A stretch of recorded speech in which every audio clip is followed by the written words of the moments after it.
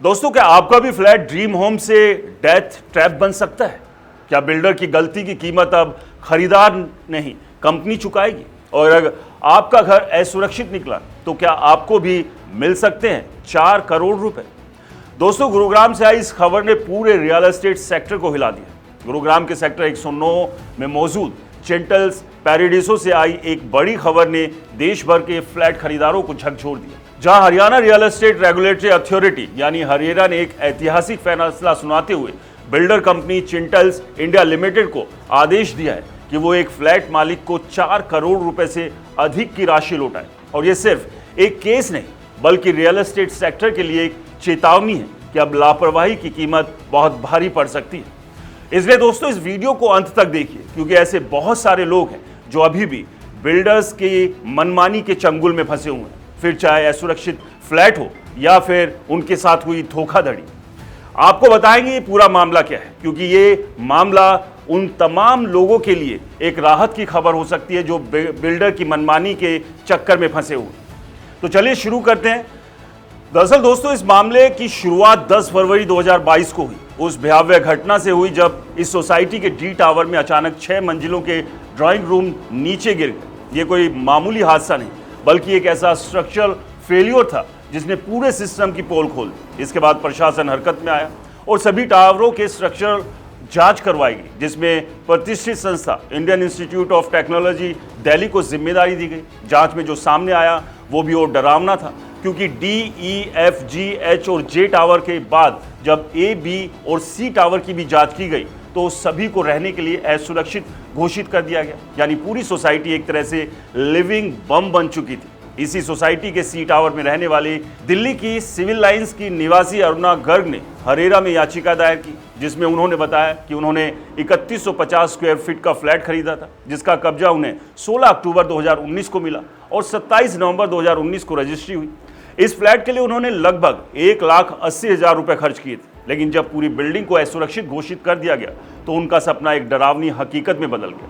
याचिका में उन्होंने मांग की कि उन्हें 18% ब्याज के साथ पूरी राशि वापस दिलवाई जाए, साथ में 3 करोड़ 36 लाख का मुआवजा, 15 लाख रुपए किराए का नुकसान और 50 लाख रुपए मानसिक प्रताड़ना के लिए दिया जाए। यानी कुल मिलाकर यह मामला सिर्फ पैसे का नहीं बल्कि न्याय और सुरक्षा का भी बन चुका था। सुनवाई के दौरान हरेरा ने कई अहम बिंदुओं पर गौर किया, जिसमें सबसे बड़ा सवाल यह था कि आखिर इस फ्लैट की मौजूदा कीमत क्या है, क्योंकि सिर्फ पुरानी कीमत लौटाना खरीदार के साथ अन्याय होता। जिला प्रशासन ने पहले से 79 रुपए प्रति स्क्वायर मीटर का मुआवजा तय किया था, लेकिन हरेरा ने आधुनिक तकनीक और डेटा एनालिसिस की मदद से मौजूदा मार्केट रेट निकाले और पाया कि इस इलाके में फ्लैट की कीमत 12,000 से 12,400 रुपए प्रति स्क्वायर फीट तक पहुंच चुकी है। यानी 2022 से लेकर अब तक कीमतों में करीब 64.7% की भारी बढ़ोतरी हो चुकी है।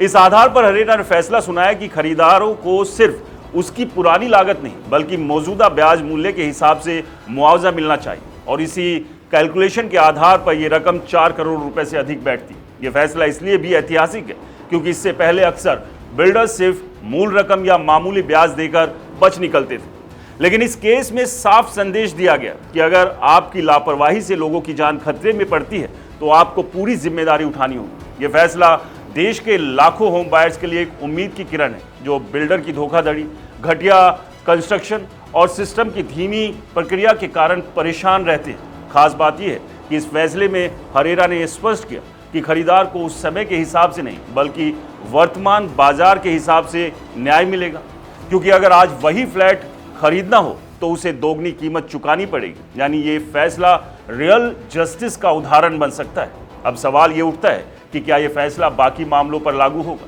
और क्या इससे बिल्डर्स पर लगाम लगेगी।